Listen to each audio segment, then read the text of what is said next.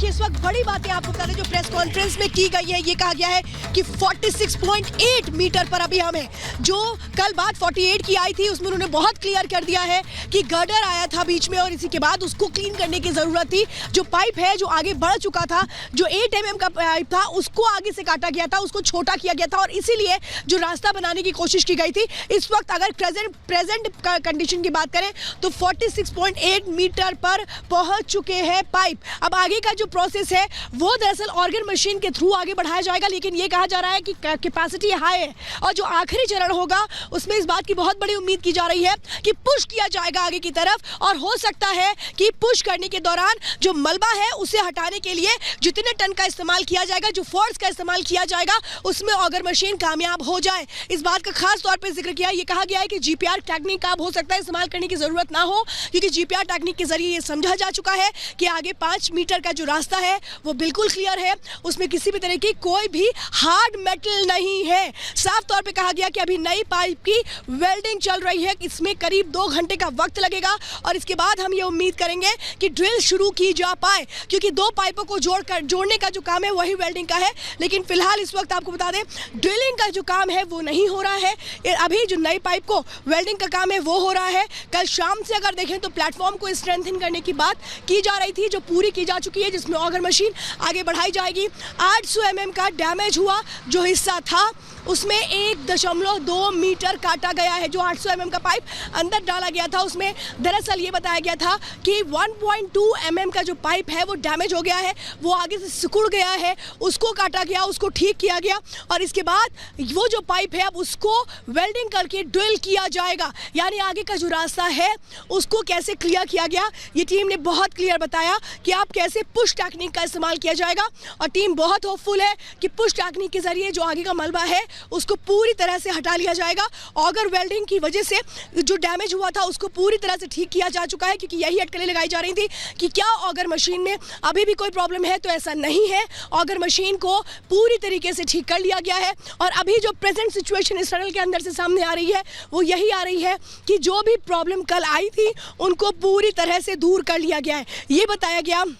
22 तारीख को देर रात एक तरह से ऑगर मशीन को पुश किया गया था और पुश करने के बाद कैसे उसी वक्त मुश्किलें आई थी, लेकिन इस वक्त आपको बताएं सभी की निगाहें इस रेस्क्यू ऑपरेशन पर लगी हुई है। उत्तराखंड के मुख्यमंत्री पुष्कर सिंह धामी ने क्या कुछ कहा वो भी सुनिए। रेस्क्यू ऑपरेशन अपने अंतिम चरण पर है और आप सब जानते हैं कि उस रेस्क्यू ऑपरेशन में भारत की सरकार, माननीय प्रधानमंत्री जी प्रत्येक दिन किस प्रकार से हमारे अंदर जो मजदूर भाई हैं उनको भोजन सामग्री से लेकर अनेकों प्रकार की जो कठिनाइयां उनके सामने आ सकती हैं उन सब के बारे में जानकारी लेकर उसके निदान को लेकर और सुरक्षित रूप से उनको बाहर निकाला जाए, रेस्क्यू किस तरह से चल रहा है, उस सारी जानकारियां प्रत्येक दिन लेते हैं और पूरी एजेंसियां भारत सरकार की हों, राज्य सरकार की हों, सब मिलजुल कर इस ऑपरेशन को चला रही हैं। जल्दी ही हमें उम्मीद है भगवान की कृपा से कि जल्दी से जल्दी ये ऑपरेशन पूरा होगा, हमारे मजदूर भाई सभी बाहर आएंगे। तो अभी आप सुन रहे थे कैसे इस रेस्क्यू ऑपरेशन को पूरा करने की तरफ चरण तरीके से आगे बढ़ा जा रहा है, स्टेप बाय स्टेप आगे बढ़ाया जा रहा है। जो कल दिक्कतें सामने आई थी 23 तारीख को उसको पूरी तरह से इस वक्त दूर कर लिया गया है और एक तरह से कहें कि शायद वो खुशखबरी बहुत जल्द है जिसका इंतजार पूरा देश इस वक्त कर रहा है। सृष्टि पांडे मेरे साथ जुड़ी हुई है। सृष्टि, आपने पीसी के दौरान तमाम बातों को आपने भी सुना जिसमें बहुत क्लियर कर दिया गया है कि कल रात जो भी मुश्किलें आई उनको बिल्कुल क्लियर किया जा चुका है। आगे 5 मीटर का रास्ता बिल्कुल क्लियर है।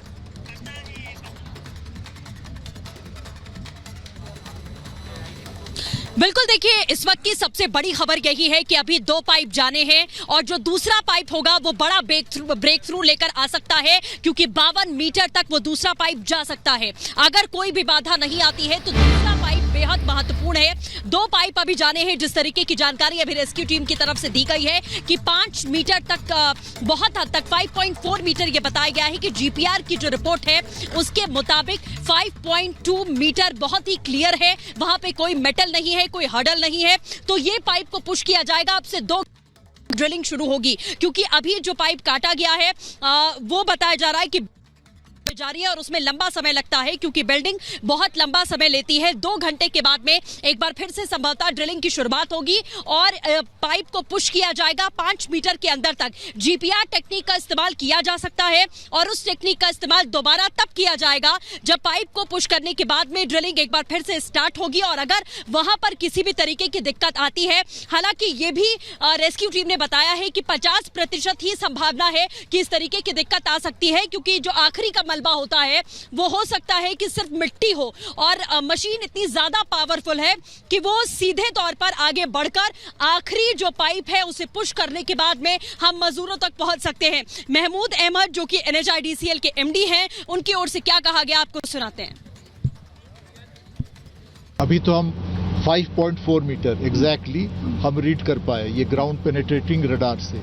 और जैसे मैंने बोला था मैनुअली भी जो बंदा गया पाइप काटा, उसने वहाँ साफ सफाई की, उसने भी देखा हाथ डाल के मलबा में 1-1.25 मीटर तक हाथ शायद जा पाएगा, तो उसमें उसको और कोई नहीं मिले। जो एकाक उसको रॉड वगैरह मिला था वो निकाल के ले आया। तो हम ये उम्मीद करते हैं कि ये 5 मीटर हम ज़रा तेज़ी से आगे बढ़े। उसके बाद का उस कंडीशन देख के हम इट इज़ पॉसिबल कि हम ग्राउंड पेनिट्रेटिंग रडार का फिर से इस्तेमाल करें। लोगों के एक्सपीरियंस भी हैं और बहुत सारे दूसरे सेंस भी होता है, मशीन क्या फील कर रहा है, कितना प्रेशर पे है, कितना टॉर्क पे है, ये सब पैरामीटर्स देखते हुए हम आगे का डिसीजन लेंगे। तो बिल्कुल सुना आपने, आने वाले वक्त में वो तमाम चुनौतियां जिनसे लगभग निपटा जा चुका है, अगर सब कुछ ठीक रहा तो बहुत जल्द जिस ब्रेक थ्रू की बात सृष्टि कर रही थी वो ब्रेक थ्रू मिलने वाला है क्योंकि अब बस सिर्फ और सिर्फ 2 पाइपों को जो है वो इंसर्ट किया जाना है। इन 2 पाइपों में इंसर्ट किए जाने के पहले सबसे पहला पाइप जो है उसको वेल्डिंग किया जा रहा है और बहुत जल्द उसको इंसर्ट किए जाने के बाद एक बार फिर से ऑगर मशीन अपना काम शुरू करेगी।